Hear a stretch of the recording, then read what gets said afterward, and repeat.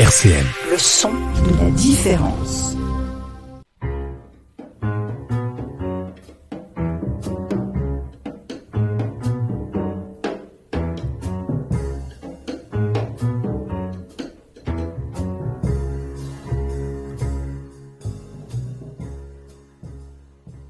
Bonjour Loïc.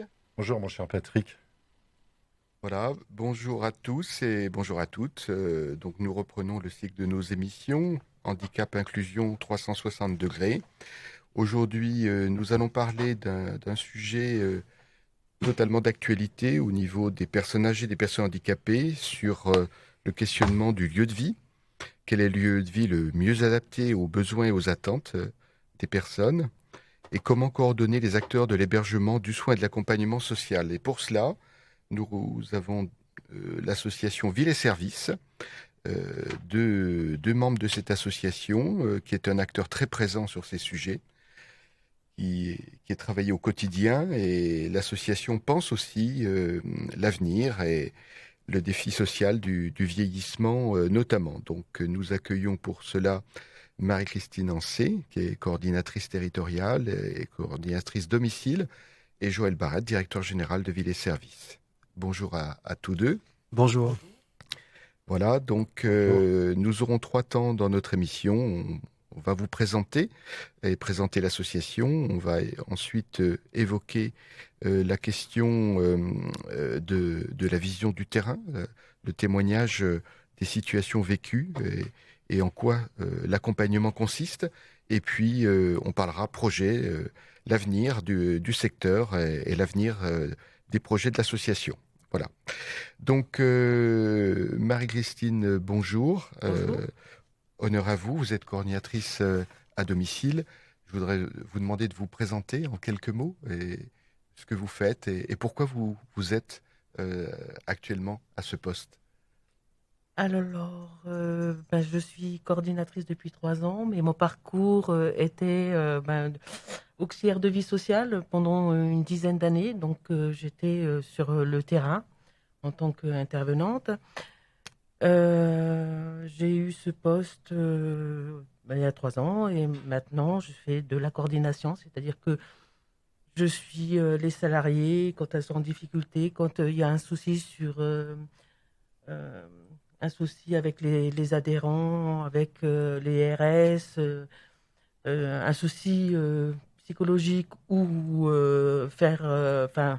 physique, faire des transferts. Voilà, je suis là pour aborder tous les soucis qu'il y a à domicile. Vous organisez le travail Voilà, c'est ça. des intervenants de terrain. Très bien. Vous ordonnez le parcours des personnes. Pardon ? Vous ordonnez le parcours des personnes, Voilà. c'est ça. Voilà. Quels sont vos collègues, madame? Alors, mes collègues, j'en ai pas. Mes collègues, c'est les auxiliaires de vie qui Voilà. sont sur le terrain. Ouais. Donc, et les RS, donc les responsables de secteur, avec qui je suis en lien dès qu'il y a un souci. C'est elles qui abordent en fait le sujet. On travaille ensemble et je vais au domicile pour améliorer la qualité de travail. D'accord. Donc, s'il y a des difficultés quelconques que ce soit le ménage ou l'accompagnement, sur les transferts, quand il y a des transferts à faire, je suis là. En fait, je suis le lien entre les RS, les salariés et les adhérents. On y reviendra dans quelques instants sur la vie concrète du service et les actions que vous conduisez. Je vais demander à Joël Barrette de se présenter également. Oui, bonjour à tous. Joël Barrette, donc je suis directeur général de Ville et Services depuis 9 ans. Ville et Services, c'est une association qui fête ses 23 ans cette année. Donc déjà un début de belle maturité et d'autonomie en tant que jeune adulte.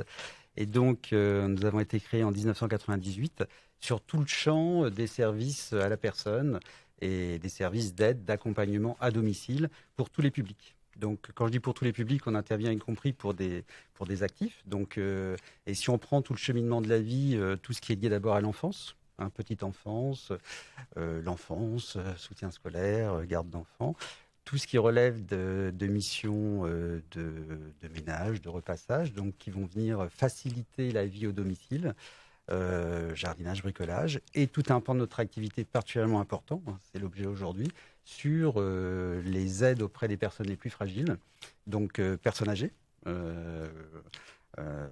en perte d'autonomie ou pas, mais personnes âgées en perte d'autonomie en l'occurrence, et personnes en situation de handicap.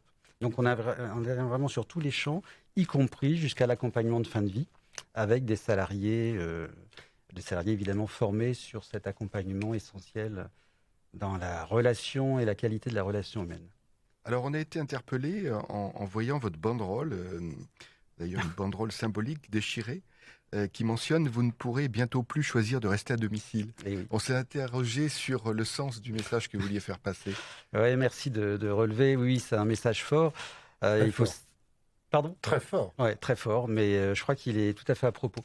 La situation du secteur, certains ont cru qu'il y aurait un avant et un après, après le confinement. C'est vrai que ça n'a échappé à personne que l'ensemble des soignants, au sens général du terme, et on y viendra tout à l'heure avec Marie-Christine, que le service d'aide et de soins à domicile fait partie des équipes de soins, ont été applaudis à 20h. Alors, tout le monde a généreusement et chaleureusement applaudi l'ensemble de ces équipes.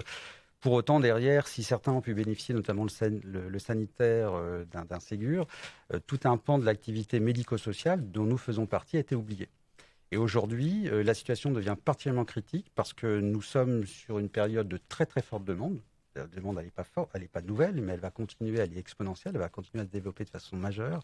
Et aujourd'hui, nous ne sommes pas à même, faute d'offres et faute d'être en capacité de recruter des salariés. Je ne parle pas de salariés diplômés, mais simplement de salariés que nous allons ensuite à qui on va proposer ensuite un parcours qualifiant, diplômant. Dans la mesure où nous ne sommes pas capables de leur proposer de les recruter, nous sommes en difficulté, très clairement, pour accompagner les personnes aidées. Donc, l'idée, elle est là, c'est si nous, et c'est vraiment une question sociétale, et quand je dis sociétale, c'est chacun d'entre nous qui doit s'intéresser au problème, les politiques en premier lieu, bien entendu.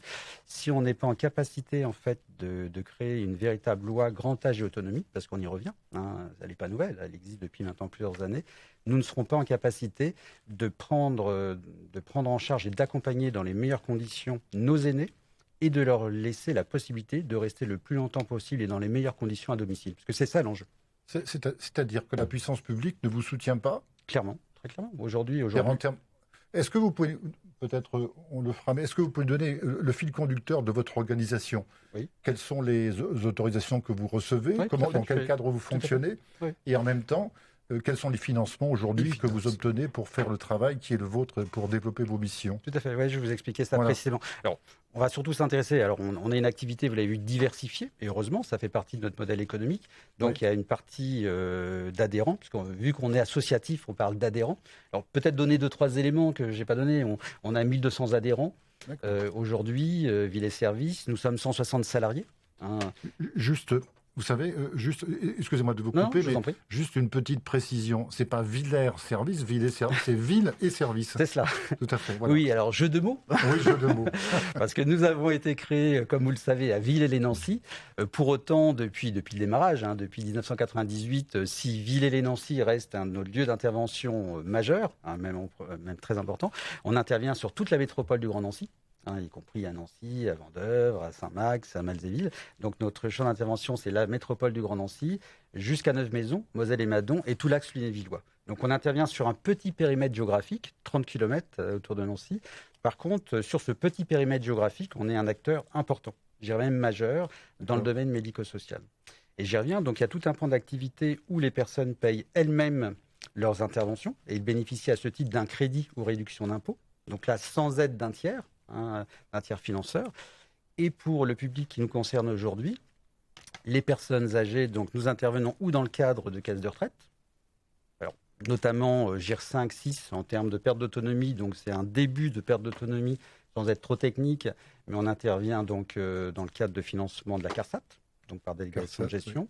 La CARSAT qui est Alors la CASAT, qui est la caisse de retraite de l'ensemble des salariés du régime général. Voilà. Vous avez raison, tout le monde ne connaît pas. Ouais. Ça peut être aussi la MSA, donc c'est l'équivalent pour le régime agricole. Et avant, maintenant, il y a on va dire l'assurance sociale en général. C'est ça. Voilà. Et puis les caisses de retraite particulières, comme par exemple la SNCF, on peut intervenir, la MGEN. Tout à fait. Toutes les caisses d'assurance sociale. Exactement. Donc ça, c'est une partie. Et là, en général, c'est pour des débuts de perte d'autonomie. Ensuite, vous avez l'allocation personnalisée d'autonomie. Oui. Qui est de la responsabilité des conseils départementaux. Versé par les départements. Voilà, donc là on travaille en étroite relation avec un partenariat important et je dirais même essentiel avec le conseil départemental qui est particulièrement bienveillant sur ce champ d'activité, hein, il faut le dire, il faut le rappeler. Et donc on intervient sur des APA, du GIR 4 avec un début de perte d'autonomie, à des GIR 1 où des personnes ont besoin d'une assistance quotidienne et multi-intervention quotidienne. Voilà. Et le champ du handicap, où là c'est la MDPH, la maison départementale des personnes en situation de handicap, qui intervient avec des plans d'aide qui font l'objet toujours d'une évaluation à domicile par la conseillère qui se déplace et qui va estimer le degré de perte d'autonomie et à partir de là définir un plan d'aide adapté. Alors, ça peut être un plan d'aide humaine, évidemment. Donc, pour être très concret, je crois que c'est important de l'aide, nos interventions consistent à intervenir pour de l'aide au lever.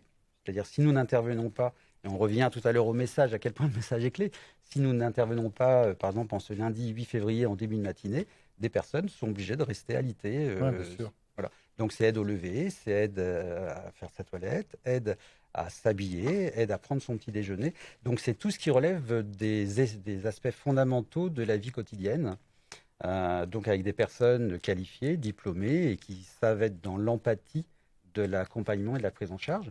Mais c'est également, au-delà de cela, c'est aussi en appui de l'assistance administrative, quelle qu'elle soit, des appels téléphoniques.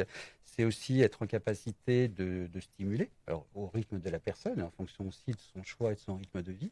Mais et la stimulation, elle est très très vaste. Ça peut être des jeux, ça peut être plus intellectuel, ça peut être pourquoi pas un peu plus spirituel. Enfin, après, c'est à nous de savoir nous adapter aux besoins et aux attentes. Et puis, quand cela est possible aussi, de l'accompagnement extérieur. Et là aussi, la seule limite, c'est l'imagination. C'est le plan d'aide, bien sûr, et puis l'imagination, à travers aussi, pour les personnes en situation de handicap, un accompagnement à la vie sociale. Vous aidez les personnes à faire valoir leurs droits avec des travailleurs sociaux, par exemple? Alors, on est en lien avec des travailleurs sociaux, oui, effectivement. D'accord. Sur quelques missions, quand il y a des difficultés, on est en lien avec eux. Et justement, sur leur parcours d'accompagnement, ils peuvent nous donner un petit peu... On ne connaît pas bien la personne, donc c'est eux qui connaissent mieux et on arrive à travailler en partenariat. D'accord, avec des assistantes sociales de secteur, par exemple. Oui, tout à fait. Donc, vos services sont connus sur le territoire où vous intervenez, et donc les orientations vers votre service se font naturellement parce que vous êtes connu, ou alors il y a des services administratifs qui vous font appel à vous, pardon. Alors, c'est un peu tout ça. C'est un peu tout ça. Voilà. C'est multi-cause. Multifactoriel, en effet. L'avantage aussi d'avoir 23 ans d'existence permet d'avoir une certaine notoriété, une image. Donc, c'est vrai qu'aujourd'hui, on est reconnu et apprécié professionnellement pour notre travail. Et dans ce que présentait tout à l'heure Marie-Xine Ancet, dans ce rôle de coordinatrice, il y a un rôle très important qui est de coordinatrice, je pense qu'on en reparlera après, avec les équipes pluridisciplinaires. Et donc, nous travaillons de plus en plus, c'est pas nouveau, mais je dirais que pour nous, il y a eu un marqueur, c'est 2014 et la mise en place du PRPA. Le PRPA, qui concerne les personnes en risque de perte d'autonomie. Et Nancy, le Grand Nancy faisait partie des territoires pilotes au niveau national. Et ça nous a permis en fait de travailler beaucoup plus en interdisciplinarité avec l'ensemble des équipes de soins et de commencer à avoir un début de reconnaissance au niveau local, j'entends, avec l'ensemble des équipes professionnelles. Et du coup, on n'a rien sans rien. C'est-à-dire qu'à un moment donné, c'est aussi une façon de démontrer notre capacité à travailler en réseau, notre capacité, quand on reviendra après sur des outils, en effet, d'observer, de repérer, de transmettre, parce qu'on estime qu'on est un maillon essentiel de la chaîne. Et donc, voilà. Et donc, on travaillait avec des équipes, alors des soignants, bien sûr, des équipes de travailleurs sociaux, mais aussi avec les villes. Et donc, je pense notamment aux travailleurs sociaux de CCAS, exactement. Et Donc c'est vraiment le champ est large, soignants, sociaux, médico-sociaux. Nous travaillons aussi de plus en plus avec des réseaux, Gérard Cluny, Maya. Oui. Ouais, des réseaux d'établissements, de services. Oui, alors d'établissements, mais également de services de gérontologie ou handicap. Maya, par exemple. Oui. Maya, voilà. Qui est lié au Dites tout départ. rapidement ce que c'est que les Mayas. C'est un réseau? Oui. Vous pouvez? Je vais laisser Marie-Christine. Maya, en fait, Ce sont les Mayas, c'est un réseau qui est au sein, qui est piloté par les conseils départementaux et qui permet d'intervenir sur des cas dits complexes. Oui, Voilà. c'est ça. Et donc, ça permet, encore une fois, l'interdisciplinarité permet de résoudre plus facilement des personnes identifiées comme complexes et de résoudre plus facilement Des soucis Des qu'elles soucis. peuvent rencontrer, ces personnes. Ouais. Et le réseau Gérard Cuny que vous évoquiez est très présent sur le territoire Oui, avec le docteur Eliane Je Abraham. pense qu'un peu plus que Maya, en fait. On travaille beaucoup avec le réseau Gérard Cluny. Et là, effectivement, il y a des médecins, des infirmières coordinatrices, on est en lien avec les assistantes sociales. En fait, ils mettent tout en place pour prendre en charge une personne. Donc, pour revenir, merci madame, pour revenir sur ce que vous énonciez comme un problème majeur pour vous aujourd'hui, donc l'absence peut-être de moyens pour remplir toutes les missions que vous auriez à remplir eu égard à la demande qui vous est 1200 adhérents, Oui. ce sont des personnes, Oui. donc c'est un chiffre énorme, Oui, tout à fait. qui va croissant, Oui. sans doute. Oui. Donc, donc vous attendez un plan gérontologique, vous attendez Oui. que l'État, les services déconcentrés, les services décentralisés vous apportent des réponses nouvelles, que l'on réfléchisse au niveau national puis territorial à de nouvelles politiques. Quelles seraient-elles ces politiques selon vous? Alors, je vais prendre un exemple très concret. Oui. Au niveau du secteur de notre activité, il est fortement représenté par le secteur associatif, avec 4 fédérations, dont la nôtre, UNA. Et le point, dans tout secteur d'activité, vous savez, vous avez un point qui fait l'objet ensuite d'une revalorisation potentielle. Le point n'avait pas été revalorisé depuis 10 ans. Il vient seulement de l'être. Il vient de l'être là, dernièrement avec un effet rétroactif au 1er janvier. Ça veut dire que si je mets de côté l'effet mécanique d'augmentation à l'ancienneté, nos salariés, quand je dis nos salariés, tous nos salariés, n'avaient pas été revalorisés depuis 10 ans. Enfin, c'est quand même quelque chose d'hyper important. Ensuite, la convention collective qui date de 2010. Alors 2010, on peut penser que c'est relativement proche, mais en même temps, en 10 ans, il s'est passé énormément de choses. Et notamment notre secteur s'est énormément professionnalisé. Je parlais tout à l'heure d'intégration dans les équipes de soins avec la loi de 2016. Et ce qui se passe très concrètement, c'est que on a un souci majeur d'attractivité. Et l'attractivité passe par la rémunération, entre autres. Pas uniquement, mais passe par la rémunération. Et aujourd'hui, je parlais de valorisation du point. On est en difficulté. La convention collective, je reprends le fil, a été renégociée dernièrement au niveau national. L'ensemble des partenaires sociaux, employeurs et syndicats se sont mis d'accord sur cette convention collective de branche. Aujourd'hui, elle ne fait toujours l'objet d'aucun arrêté d'extension, d'aucun agrément par l'État. Oui, parce qu'elle doit faire l'objet d'un financement qui est évalué à plus ou moins 600 millions d'euros. En soi, c'est une somme conséquente, on ne va pas le nier, même si par rapport aux sommes qui ont été attribuées dernièrement, c'est peu, mais ça veut bien dire que c'est un enjeu sociétal. Et à travers cette revalorisation, c'est la prise en compte en fait de personnels qui interviennent auprès de nos aînés. Quelle place veut-on donner à nos aînés dans la société? C'est ça l'enjeu. Est-ce qu'on veut qu'ils restent dans les meilleures conditions à domicile? Tout à fait. Je dis bien dans les meilleures conditions à domicile. Nos aînés et nos personnes en situation de handicap. Quand je dis, je raisonne plus là au niveau de la perte d'autonomie en général. Ou est-ce qu'on veut revenir, et pourquoi pas, après il faudra que nous assumions cela collectivement, à remettre des personnes dans des établissements, sachant que les solutions ne sont pas exclusives. On est aussi dans la notion de parcours. Une personne peut très bien faire un choix délibéré de rester à domicile et à un moment donné passer par de l'institutionnel, revenir à domicile, et on sera de plus en plus dans cette notion de parcours à la carte. Mais ça passe par des financements. Donc je l'éclaire volontairement à travers cela. Et derrière, oui, c'est donc une non-reconnaissance et un problème d'attractivité majeur. Nos métiers peuvent être des véritables métiers de reconnaissance, très clairement, on peut s'y épanouir, et nos salariés, beaucoup s'y épanouissent vraiment. À nous de mettre en place des éléments importants d'accompagnement. Mais quand vous savez que vous allez démarrer tôt, très tôt même, très tôt, 7 heures, 8 heures, et que l'amplitude horaire potentiellement vous impose de travailler 12 heures, donc vous pouvez être amené à terminer en fonction de votre démarrage vers 19 heures, 20 heures, et pour un tel engagement, vous êtes rémunéré à hauteur du SMIC. Si vous n'êtes pas diplômé, ça interpelle. Donc c'est quelque part un cri du cœur, là, ce que vous énoncez. C'est-à-dire qu'il y a eu un Ségur de la santé. Oui.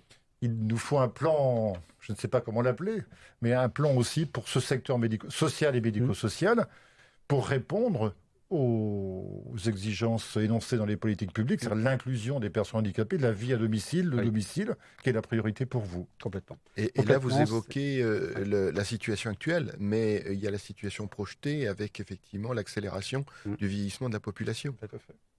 Vous avez tout à fait raison. C'est-à-dire que la situation actuelle, elle est déjà limite. On est en tension. Hein. Je crois que le terme, on peut même plus parler de difficulté. On est en tension. On est en tension. Aujourd'hui, on n'est plus à même de répondre à la demande. Très clairement. Toute structure sérieuse aujourd'hui n'est pas à même de répondre à la demande. Donc, c'est un problème majeur. Et en effet, on sait quelle va être l'explosion de l'espérance de vie. Et en soi, c'est une bonne chose. Oui. Le nombre de seniors va très, très fortement augmenter, quelles que soient les régions.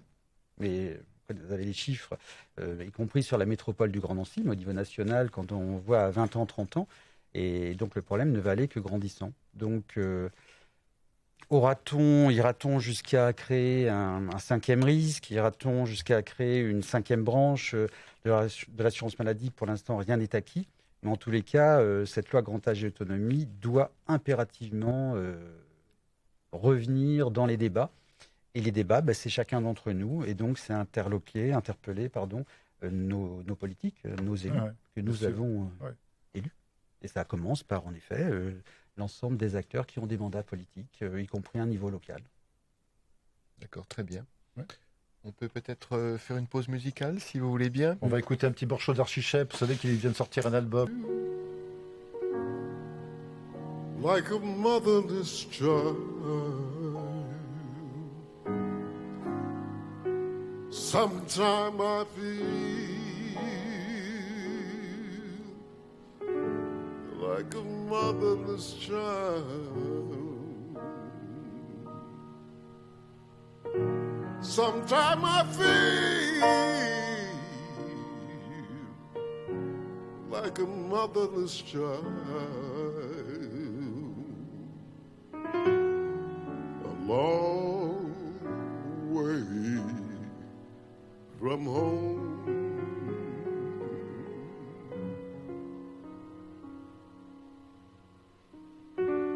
A long way from home.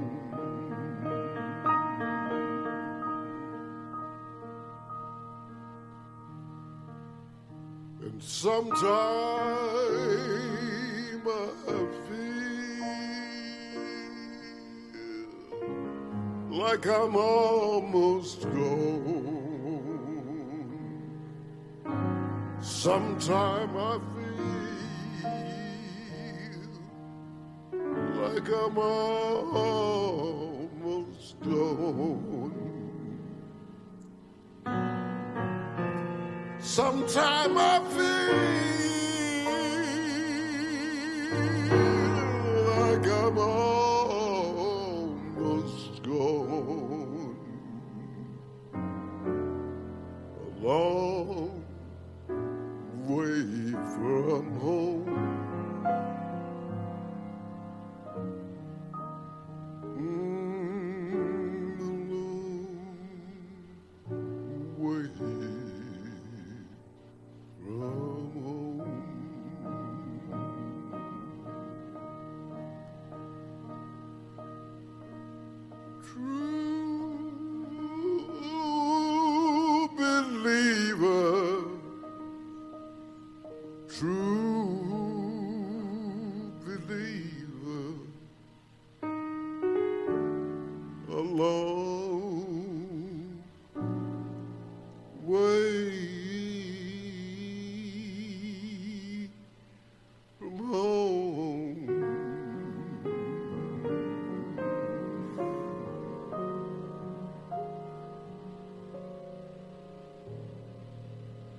Bon, c'est sympa de le faire, oui. Après, Voilà. il faut être attentif. Nous reprenons le fil de notre émission. Donc, vous êtes sur RCN, vous écoutez Handicap Inclusion 360 degrés. Loïc Affray, Patrick Fèvre. Nous recevons ce matin donc Joël Barrette et Marie-Christine Ancé de Ville et Services. Donc, nous avons planté le décor avec effectivement une connaissance de nos deux invités, une connaissance de la structure et puis le côté militant dans le cadre effectivement de la difficulté de mobiliser des financements face aux défis massifs du vieillissement de la population. Il faut effectivement s'y préparer et on est très attentif à cela et on est là pour vous donner cette audience sur ce cri d'alerte effectivement pour les élus, pour les collectivités publiques, l'État et les collectivités locales. Voilà. Merci d'être là ce matin. On souhaiterait maintenant poursuivre davantage en s'intéressant à ce qui se passe sur le terrain, Marie-Christine.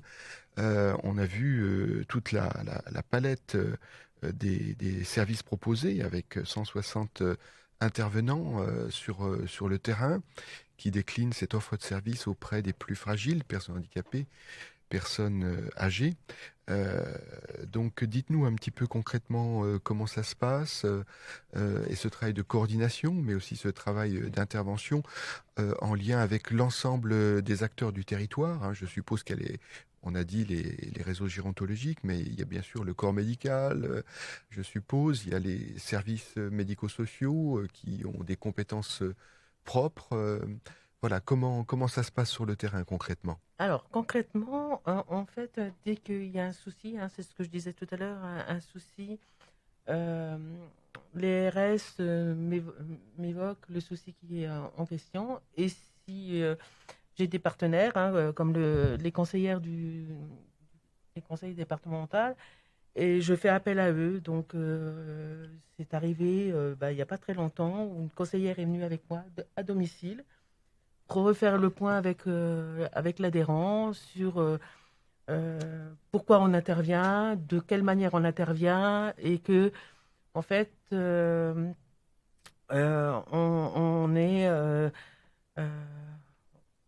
n'est pas, enfin, on n'est pas médical. On est là pour de l'aide. Et souvent, il y a confusion. Par exemple, pour une aide à la toilette, ce qui était en question, c'est que l'aide à la toilette elle devait être faite par un service infirmier et non par un service d'aide à domicile. Mhm. Et l'adhérent ne comprenait absolument pas, parce qu'il voulait que ce soit en fait notre intervention que l'association fasse l'aide à la toilette. Donc, une incompréhension de l'adhérent, dont on a appelé la conseillère qui s'occupait de cet adhérent-là et on est venu au domicile pour faire le point. À la suite de cette situation, l'adhérent a bien compris qu'on n'intervenait pas. On a mis en place un service de soins à domicile, le SPASAD en question, puisqu'on s'est rapproché d'un SPASAD, un service infirmier, et on a mis en place une aide à la toilette par ce service-là. Alors, on peut comprendre effectivement que pour un usager, un adhérent, il y a une complexité finalement des dispositifs, SAD, SIAD, SPASAD. Eux, ils voient effectivement des personnes qui viennent les aider et il y a des attentes sans doute un peu globales. Donc, vous êtes en clair dans l'accompagnement, dans la médiation, Voilà, c'est pour ça. rendre un peu Donc, bien transparent les expliquer dispositifs. la différence entre le soin infirmier et l'aide à domicile, ce que les compétences de chacun. Et quand nos compétences nous s'arrêtent, il faut que ça soit repris par un autre service et c'est là l'accompagnement. Donc, vous faites le lien. On fait le lien, donc Comment ça se passe avec la famille, les aidants? Est-ce que ce sont des liens faciles, des liens c'est naturels? très compliqué. Oui. C'est très compliqué. Parce que, bon, en fait, ils sont surpris. Il faudrait que ça vienne naturellement. Et en fait, on a chaque service, c'est différent. Et là, on leur amène. C'est pour ça qu'on est en lien avec des assistantes sociales, des conseillères du CD, même des tuteurs. Et quand vraiment on a d'énormes difficultés, on fait appel au réseau CUNY, au Alors, Gérard CUNY. justement, donc, quand il y a des épisodes de vie douloureux, une hospitalisation, un décès du conjoint, comment est-ce que vous pouvez accompagner pour éviter justement les ruptures de parcours des personnes? Ouais. Alors là, on est dans le soutien de l'aidant. Hein, donc, on l'écoute, on le dirige. Il y a le pôle senior. On évite l'isolement parce que c'est un cloisonnement. S'ils sont seuls, ils n'arriveront pas à se sortir de cette situation-là. Donc, on les accompagne par notre présence et souvent, l'accompagnement, ça peut être moi ou d'autres services. Hein. Donc, surtout les assistantes sociales. Mhm. C'est un D'accord. des atouts, du SPASAD, hein, du service polyvalent d'aide et de soins à domicile. Donc, c'est la conjugaison d'un service d'aide, ville et service, et d'un service infirmier à domicile, à l'AG. Donc, on est sur la construction d'un partenariat entre deux structures indépendantes intégrées. Ça fait l'objet d'un appel à projet, donc une habilitation dès 2017. Ça fait maintenant un peu plus de 3 ans qu'on travaille. Et du coup, une meilleure prise en compte de la personne aidée. Donc là, pour le coup, ce SPASAD est proposé sur un territoire déterminé, qui est celui du service infirmier. Mais l'esprit est là. Et aujourd'hui, il y a des expérimentations qui sont menées justement en sortie d'hospitalisation, de façon pour évoquer la notion. On sait qu'un des enjeux, évidemment, c'est d'éviter une réhospitalisation. Donc, Oui, une bien personne sûr. fragile qui sort d'hospitalisation, c'est éviter sa réhospitalisation. Et on sait que le risque, il est majeur. Et donc, pour l'éviter, à titre expérimental, est mis en place une notion de service polyvalent d'aide et de soins à domicile d'urgence, donc avec une démarche d'évaluation de l'infirmière coordinatrice avec la responsable de secteur, donc dès la sortie d'hospitalisation, et pour voir l'ensemble des champs qui vont concerner la personne aidée. Et quand on se dit l'ensemble des champs, c'est l'ensemble des déterminants, on y vient. Bien sûr, c'est la personne elle-même. Et donc, tout ce qui relève des liens, oui, de sa fragilité, mais c'est également son domicile, son environnement et ses relations sociales. Et dans ces relations sociales, il y a ce que vous disiez, la famille, les aidants, qui vont obligatoirement avoir un rôle important, voire essentiel. C'est-à-dire que concrètement, donc, une famille ou une personne fait appel à vos services, vous intervenez pour organiser les réponses autour de cette personne, qu'ils soient des réponses de soins, des réponses sociales, des réponses en termes d'aménagement, par exemple, d'un lieu de vie, des réponses en termes d'intégration dans le quartier, etc. Voilà, de livraison de repas, par exemple, je ne sais pas. Voilà. C'est votre travail. Donc, vous coordonnez l'ensemble des opérations qui vont permettre à la personne de mieux vivre, de rester à domicile, de mieux vivre à domicile. C'est de ça qu'il s'agit. Oui, c'est ça. Voilà. On imagine les freins qui sont liés à la dépendance que vous avez largement évoqués, aux fragilités, mais il y a aussi les freins économiques. Est-ce que une grande maison que les enfants ont quittée, après le décès du conjoint, une pension de réversion qui est peut-être insuffisante pour faire face à l'ensemble des charges, le chauffage tout simplement, l'ensemble des factures, est-ce qu'à un moment donné, le frein n'est pas aussi économique ? Et comment justement intervenir face à cette difficulté? Alors, c'est une grande difficulté, puisque de toute façon, la personne, si elle peut pas, les heures sont pas financées totalement, la plupart du temps. Il y a un reste à charge. Et ça reste à charge. Ouais, et en fait, on ne peut pas mettre des heures, parce qu'elle se retrouverait en fragilité financière. Bien sûr. Donc, bien sûr. c'est une grosse difficulté. Alors, c'est là où on sait bien que l'ensemble du système, on va être très clair, fonctionne grâce aux aidants familiaux. Pardon ? L'ensemble du système fonctionne grâce aux aidants familiaux. C'est-à-dire, vous imaginez bien que, Bien sûr. pour reprendre l'exemple de Marie-Christine, Ouais. même lorsqu'on intervient sur une personne fragile, alors, une personne en situation de handicap 3 fois par jour, c'est un maximum. Il y a très peu de missions. On est sur du H24. Très très peu. Je ne dis pas Bien qu'il n'y en a sûr. pas, mais c'est quand même assez exceptionnel. Ouais. Le relais et la continuité de service est possible grâce aux aidants. Et donc, on revient sur la grande difficulté, la grande souffrance des aidants en termes d'usure. Ouais, complètement. Où l'aidant est souvent lui-même Bien sûr. Ouais, en difficulté avant la personne aidée elle-même. Il y a une personne de 100 ans dont je m'occupe, puisque je suis responsable de secteur de Lunéville. Donc, le fils est très très présent. Mais la dame, le conseil départemental peut financer 60 heures sur toute une journée. Et en fait, il veut cette personne, on doit être présent de 8 heures à 19 heures jusqu'à ce que... Oui, un temps très long, quoi. Donc, à sa charge, il y a une soixantaine d'heures aussi par mois supplémentaires. Donc, chez cette personne-là, c'est pratiquement une intervenante à 120 heures qui travaille chez cette personne-là. Mais tout le monde ne peut pas se permettre Bien sûr, de financer. bien sûr. Et le volet des aides techniques, de la domotique, est quelque chose qui peut aider à alerter au moins Oui, sans aucun doute. Quand vous parliez tout à l'heure de précarité énergétique, c'est une réalité. Alors, on n'a pas la solution sur tout. Notre rôle aussi, c'est d'observer, de repérer, d'alerter, de transmettre et de travailler avec des réseaux. On est dans l'image aussi d'un ensemblier, parce qu'on n'est pas multispécialiste, hein, vous en doutez bien, mais c'est aussi de pouvoir travailler avec des assistantes sociales de secteurs et faire en sorte que la personne puisse avoir un logement digne de ce nom. Et oui, on sait que les domiciles, et notamment de personnes âgées ou en situation de handicap, sont rarement bien adaptés. Et c'est un enjeu majeur. Et donc, on a décidé depuis 2 ans, au sein de notre fédération, avec 3 autres structures, de développer un projet innovant d'application de détection de risques du logement. Aujourd'hui, beaucoup de diagnostics ergo ont lieu à domicile. Dans la majorité des cas, ils sont d'excellente qualité, il n'y a rien à redire. Formation ergo, simplement, ils sont très peu suivis d'effet.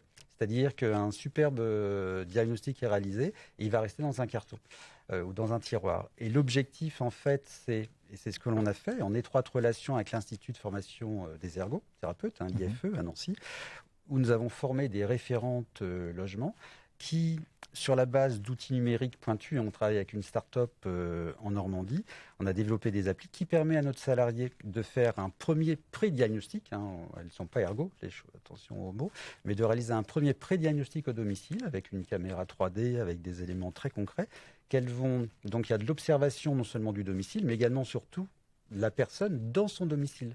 Vous imaginez bien que la situation ne sera pas la même si on a une personne encore relativement autonome, ou une personne en fauteuil, une personne qui mesure 1,50 m ou une qui mesure 1,75 m. Donc c'est aussi la personne dans son environnement. Tous ces éléments factuels, mais aussi tout ce qu'a pu observer la référente logement, vont être transmis à l'ergothérapeute référent, diplômé avec une expérience, qui va réaliser une analyse et un diagnostic sur ces éléments, où c'est suffisant et il va travailler dessus, où ce n'est pas suffisant et il y a un système de navette d'aller-retour avec la salariée, avec éventuellement même la possibilité lui-même de se déplacer à domicile. Donc ce n'est pas exclusif. Et à partir de là, il va remettre le diagnostic et notre salarié référent de logement va jouer un rôle essentiel d'accompagnement sur la durée. C'est-à-dire on n'est plus simplement sur la remise d'un diagnostic one-shot.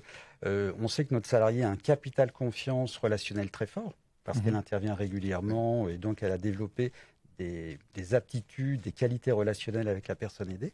Et donc elle va accompagner la personne dans ce projet sur la durée, c'est-à-dire on ne se met pas une barrière à court terme.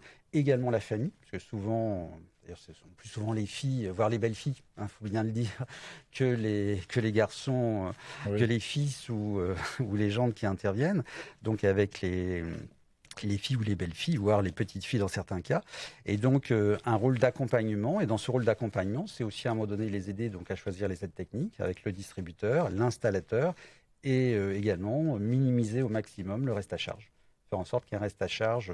Donc, on est vraiment sur quelque chose de pensé pour que la personne reste dans les meilleures conditions possibles à domicile, mais on sait que les aides techniques et la domotique restera un passage obligé. Donc on a souhaité, nous, Villers Services, investir, parce que c'est un investissement financier, c'est aussi un investissement de temps sur ce champ.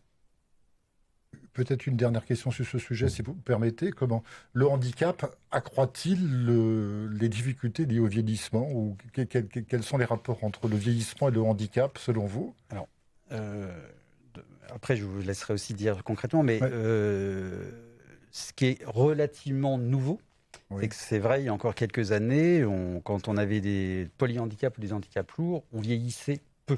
Voilà, tout à fait. Peu ou mal. Et aujourd'hui, c'est vrai que ça, c'est un enjeu complètement nouveau. Aujourd'hui, nous avons de plus en plus de personnes en situation de handicap vieillissantes qui peuvent aussi se retrouver, dans certains cas, dans des établissements pas obligatoirement adaptés. voilà, avec des personnes âgées qui n'ont pas les mêmes troubles. On sait que c'est une difficulté. Donc, aménager le domicile aussi pour ces personnes vieillissantes devient quelque chose d'essentiel, sachant que, encore une fois, on travaille, on a parlé tout à l'heure de la notion de parcours, on travaille en étroite relation avec beaucoup d'établissements. Je ne vais pas opposer l'un contre l'autre, mais il y a une vraie alternative à l'établissement. Enfin, nous, on en est convaincus, c'est notre champ, c'est notre domaine, c'est notre spécificité. Et donc, pour les personnes en situation de handicap vieillissantes, oui, on est aussi en capacité d'adapter le domicile, avec bien sûr la domotique, dont on parlait tout à l'heure, mais également des aides. Voilà, merci. On va peut-être faire... C'est une bonne question. Et c'est vrai que sur le champ du handicap vieillissant, vous connaissez bien le sujet. C'est juste... On peut y revenir tout à l'heure. On va y revenir tout à l'heure. On fait une pause musicale, si vous le voulez bien. Merci.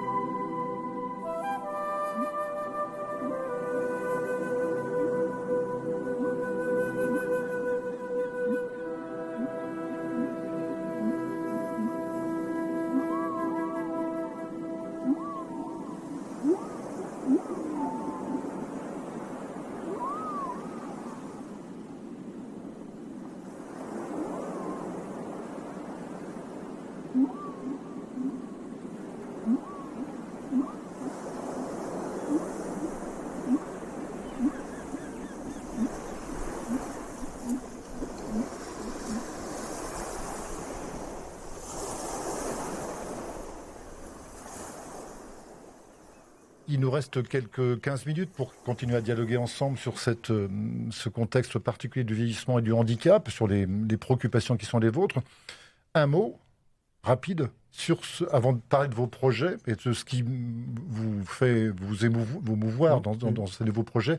Un mot sur la crise sanitaire actuelle et l'impact que ça peut avoir sur vos différentes missions. Voilà. Comment vous la vivez ? Quelles sont aujourd'hui... Oui, je vais intervenir parce qu'en fait, on a fait, nous, dans l'association, avec le CSE, on a fait des ateliers... Le comité social et économique. Voilà. On a fait des ateliers Covid, c'est-à-dire que la prise en charge d'une adhérente ou un adhérent en situation Covid. Ah, pardon. Rapprochez-vous de votre micro. Voilà. Donc, on avait un petit volet d'un quart d'heure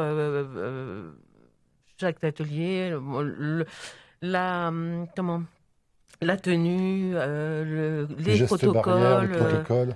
On a balayé ça et tous les salariés de Véloservice ont été sur ces ateliers-là. D'accord. C'est-à-dire que sur des situations qu'elles pourraient rencontrer à domicile Covid, puisqu'on en a eu quelques-unes, elles savent exactement le protocole qu'il faut faire.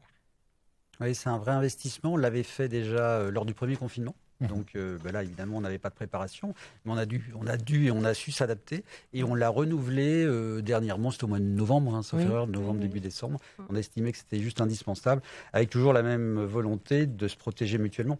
Voilà, protéger nos salariés, mais bien sûr protéger nos adhérents les plus fragiles. Nos adhérents. Bien sûr. Et la grosse difficulté, en fait, c'est le port du masque qui revient, où les salariés sont en difficulté puisque l'adhérent ne veut pas porter de masque, la plupart du temps.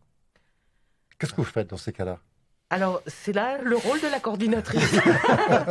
Quand elle va à domicile, pour expliquer, voilà, il va falloir porter le masque pour vous protéger. Donc, je fais une petite formation aussi à l'adhérent où, voilà, on essaye de... après, à chaque fois qu'on part, c'est toujours oui, on le fera et c'est pas... Peut-être c'est pas suivi d'effet quand vous êtes parti. C'est pas sûr, mais on a quand même des résultats. Tant mieux. Et j'ai fait une coordination il y a 2-3 jours chez un monsieur qui ne portait pas un masque. Il m'a dit oui. Alors, il prenait le masque de la veille. J'ai dit non, celui-là, vous le mettez à la poubelle, vous en mettez un autre. Et c'est pour vous protéger. En fait, je mets quand même l'accent. Vous protégez, nous, on vous protège en portant le masque. Vous protégez la salariée en portant le masque. Même si la vaccination est aujourd'hui un autre sujet, mais on pourrait également en parler. J'imagine que vous avez des actions à ce niveau-là. Voilà. Oui, donc on a quelques salariés qui se sont déjà fait vacciner. En tout cas, nous sommes clairement facilitateurs. Bien sûr. Vous savez, ça relève du choix individuel. Tout mais à fait. nous, en tant qu'institution, en tant que direction... Nous avons ce message à porter. Ouais, le message, il est quand même essentiel. Ouais. Au-delà de toute idée reçue ou de tout... Voilà, à un moment donné, c'est quand même la protection majeure de nos salariés et de nos adhérents. Donc, on est facilitateur. Donc, on a décidé même de prendre en charge une demi-heure, le temps de déplacement, voilà, et de payer la salariée qui se rend à la vaccination pour les deux injections. De mettre les conditions en place pour que les salariés puissent effectivement se faire vacciner facilement. Exactement, et on va recommuniquer prochainement de façon un petit peu plus ludique, sous forme de bande dessinée. Nos institutions portent également beaucoup, nos institutions générales dans le milieu social, dans le social, portent effectivement énormément, portent beaucoup cette crise sanitaire. Et les acteurs que nous sommes ont un rôle extrêmement important, qu'il faut savoir reconnaître. Oui, très clairement. Il était assez peu méconnu ou reconnu jusqu'à présent. Et on a un rôle essentiel. Fondamental. Voilà, même si on ne s'attend pas à un avant et un après, d'autant qu'on a été clairement impacté. À partir du moment où on respectait les consignes et les recommandations de la Haute Autorité de Santé, on a, nous, volontairement et sciemment, limité nos interventions pendant le premier confinement notamment aux missions essentielles, vitales. Bien sûr. Pour se protéger mutuellement. Ça faisait partie des réflexes indispensables. Donc l'année 2020 sera évidemment pas une bonne année, au-delà de la crise sanitaire, y compris sur un plan économique, mais normal, c'est assumé. Et je dirais même c'est notre rôle d'employeur responsable. Dans notre projet de service, on a un 4e volet qui est un axe stratégique qui est sur la RSE, qui est sur l'aspect de responsabilité sociale, sociétale et RSE. Et citoyenne. Et là, on se reconnaît complètement parce qu'on pratique à la lettre ce que l'on a écrit dans le cadre de notre projet 2019-2024. Alors, on voudrait consacrer cette dernière partie de nos échanges à la partie projet. Évidemment, on a parlé des dispositifs, des agréments, c'est-à-dire le cadre un peu formel dans lequel vos interventions se situent, les partenariats. Vous avez cité la LAG avec lequel vous travaillez dans le cadre notamment des agréments de SPACAD. Vous évoquez bien sûr la dimension économique qui est essentielle avec des projections au moins quantitatives, mais vous l'avez aussi évoqué qualitatives, hein, avec le volet économique, peut-être des nouveaux métiers qui sont liés à l'adaptation du domicile, on peut imaginer. Comment vous inscrivez-vous dans cette dynamique de projet? Qu'est-ce que vous avez dans les tiroirs pour les mois et les années qui viennent pour justement adapter l'offre de service à l'évolution des besoins de la population? Dans la dynamique projet, je dirais, on a un fil conducteur, c'est ne plus travailler en silo. Alors, je ne pense pas qu'on l'a jamais réellement fait, mais c'est de travailler réellement en coopération, en copartenariat. Voilà. Seul on va plus vite, mais ensemble on va plus loin et on se l'applique. Et donc c'est vraiment notre leitmotiv. Donc dans tous les projets, c'est de travailler en partenariat et en coparticipation. Et en mettant au centre de nos préoccupations l'adhérent, bien entendu. Si on a une raison d'être, c'est parce que nous avons des personnes à aider, et notamment les plus fragiles, mais également de valoriser, et j'y reviens, nos salariés. Et tout ce que l'on fait, c'est vraiment s'appuyer sur nos salariés, nos aides à domicile, nos auxiliaires de vie, nos assistantes de vie des familles, et donc avec des outils. Donc on construit, alors bien sûr, formation, sélection, accompagnement, formation, qualification, et tout au long de la vie, ça fait partie de notre ADN. Mais au-delà de ça, c'est aussi créer des outils. Donc on a créé des outils, notamment une grille de repérage des changements d'habitude de vie. On l'a appelé volontairement comme ça, c'est-à-dire qu'on va bien au-delà de la fragilité, des changements d'habitude de vie, avec des éléments déterminants. La personne, hein, j'en ai parlé un petit peu tout à l'heure, mais quand on parle de la personne, c'est son changement de comportement, c'est ses souffrances psychiques éventuellement, ses changements physiques et de santé, changements liés à des médicaments, les chutes, tout ce qui relève des troubles du sommeil ou les troubles de l'alimentation. C'est tout ce qui concerne aussi ses relations sociales. On sait que c'est un point essentiel pour une personne en fragilité. Donc la vie de famille, les deuils, la santé des aidants, les intervenantes aussi, la relation. Et le troisième volet, c'est tout ce qui est lié au domicile, donc à son environnement propre.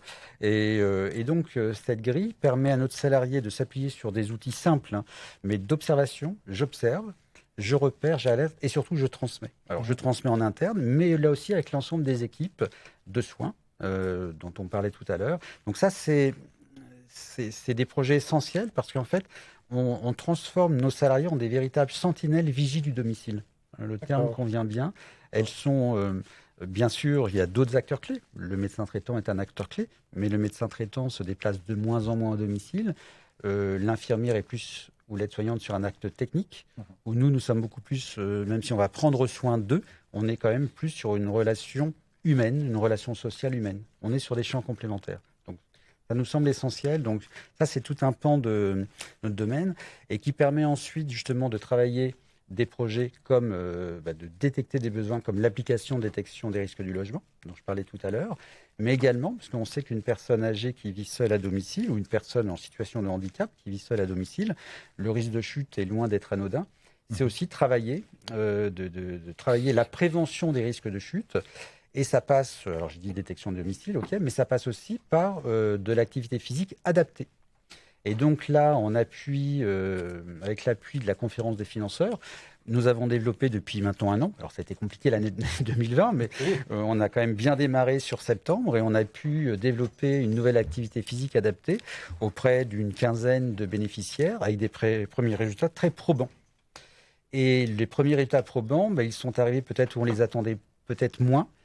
Sur quoi? Sur la confiance, sur l'estime, sur la confiance, sur l'estime de soi. Ça, c'est intéressant. Et donc, bien sûr, ensuite, il y a des éléments, des incidences sur la santé, bien entendu. Mais en premier lieu, c'est cela. Donc, ça nous renforce dans notre démarche que nous allons encore intensifier sur 2021. Donc ça, ce sont des projets très, très concrets. Et puis, quand on parle aussi de parcours, Marie-Christine aussi pour en parler, on travaille de plus en plus sur la notion d'habitat partagé, aussi inclusif, mais on a pu développer des expériences d'habitat partagé pour des personnes âgées ou des personnes en situation de handicap. Et ça, c'est quelque chose sur lequel on va, et on ira de plus en plus pour des raisons de choix de vie, pour des raisons aussi économiques, des raisons financières. On sait aussi quels sont les niveaux de retraite aujourd'hui ou les niveaux de pension. Et on a des projets aujourd'hui seuls, mais aussi surtout en copartenariat avec ALAG, où on sera aussi amené à gérer prochainement une unité de logement de service au niveau de Nancy-Grand-Cœur. C'est quelque chose d'important pour nous, où on ne recrée pas de l'institutionnel, mais dans une résidence en cœur de ville, des personnes en situation de handicap vont être inclus sont inclus dans des petits immeubles qui accueillent des personnes dites valides. Et donc, on est dans Communauté. On peut dire cela comme ça. Et vu que c'est quelque chose quand même de très récent, parce que ça remonte encore au mois d'août, donc l'ouverture s'est faite au mois d'août, il y a encore pas mal de choses à construire, y compris dans les liens, dans les relations. Enfin, c'est un enjeu majeur et on va encore construire. Mais pour nous, on est dans cette démarche. On ira plus loin avec des projets plus intégrés. On a des projets là aussi avec d'autres partenaires. Encore une fois, ce sont des projets avec des enjeux importants qui se gèrent beaucoup plus à moyen terme, à moyen voire long terme, avec des enjeux financiers également importants. Mais on sait que la demande est là et que les politiques publiques vont aussi dans ce sens. Tout à On voit fait. bien à travers aussi les derniers rapports, Pifto, Wolfram, Bien sûr. qui disent l'essentiel sur l'habitat inclusif. Donc on est... Et sur l'habitat Ah oui, partagé. vraiment, ça fonctionne très très bien, hein. 4 personnes dans une maison, c'est une tutrice qui avait 4 protégés. Et, on les a mis ensemble avec des pathologies complètement différentes. Alzheimer, quand même, qui est Alzheimer, elle est schizophrène, et ça fonctionne parce que tous les services sont autour d'eux. C'est-à-dire qu'ils ne bougent pas, et c'est l'aide à domicile, c'est les services infirmiers, les kinés. Tout vient et tout fonctionne en fait, et c'est du H24, c'est-à-dire que nous, Ville et Services intervient la journée, mais il y a des étudiantes qui font les nuits. Quand Ville et Services ne peut pas intervenir, c'est des personnes qui sont en CESU qui interviennent chez ces personnes-là, et en fait ça fonctionne super bien. À vous entendre tous les deux, finalement, on se dit que l'EHPAD n'est plus le mode privilégié, finalement, du grand âge. On y rentre de plus en plus tard, on y reste moins longtemps aussi.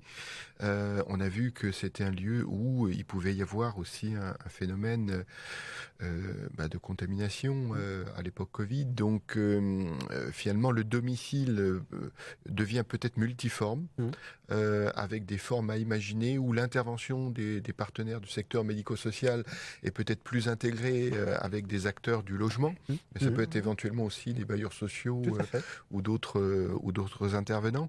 Et finalement, c'est assez rassurant de voir que par l'intermédiaire d'initiatives communautaires, on puisse à la fois répondre aux besoins du lieu de vie et de l'accompagnement des personnes en perte d'autonomie. Donc... Oui, c'est intéressant, on n'est plus seulement sur un modèle. Voilà, alors le modèle qui va continuer à exister, il ne s'agit pas ici de critiquer le modèle EHPAD, mais il y a d'autres solutions alternatives qui fonctionnent. Et qu'est-ce qu'il y a de plus important chez toute personne, y compris nous, pas obligatoirement les plus âgés, que son domicile? C'est rester à domicile. C'est son enracinement. À un moment donné, on peut parler, les sociologues parlent d'enracinement. Et donc, quand c'est possible, quand déjà c'est souhaité, quand c'est le choix de vie et quand c'est possible, le domicile, il faut l'entendre au sens général du terme. Ça peut être un habitat partagé, vous le disiez, ça peut être une résidence partagée, ça peut être une colocation. Voilà. Je crois qu'il faut aussi qu'on évalue le domicile, c'est pas obligatoirement je suis propriétaire de mon appartement ou de ma maison. Et on sera de plus en plus dans ce type de démarche. Peut-être, je ne sais pas si on peut faire le parallèle, mais vous êtes en train de réinventer le village d'autrefois. Oui, mais oui, on est... Où tout le monde était là, et nous nous occupions de tout le monde, même si aujourd'hui, il y a des services effectivement supplémentaires, eu égard à notre capacité à prendre en charge autrement la santé et la personne. Complètement. Nous sommes à la fin, il reste 1 minute de notre émission. Un mot de conclusion. Votre espoir aujourd'hui, que voulez-vous voir demain? Comment voulez-vous voir demain pour les personnes âgées et handicapées? Clairement, pour nous, et je reviens sur ce par quoi vous avez démarré tout à l'heure, soutenez-nous en interpellant vos élus sur www.urgencedomicile.org. Si on veut que notre secteur reste un élément clé du bien-être des aînés, du bien-être de leur prise en charge, de leur accompagnement, et de leur laisser la possibilité de rester dans les meilleures conditions à domicile, il faut clairement que nous tous, nous approprions cette future loi grand âge et autonomie, sinon on n'y arrivera pas. Sinon, ce sera un échec, très clairement, dont on sera responsable individuellement et collectivement. Voilà. Donc pour moi, c'est vraiment l'enjeu majeur. Je crois que la volonté des acteurs, elle est là. Des moyens d'imagination. Et de l'imagination, parce que, tout à fait. Et je crois qu'on a démontré, à travers notre échange, qu'il y avait de l'imagination des projets. Et en effet, on n'attend pas tout non plus de moyens financiers. Je suis tout à fait d'accord avec vous. Merci, on termine cette émission. Merci à vous. Merci. Un plaisir que vous Merci beaucoup. accueillir. Merci Marie-Christine, merci Joël, et à très Merci à bientôt. vous. Merci à vous.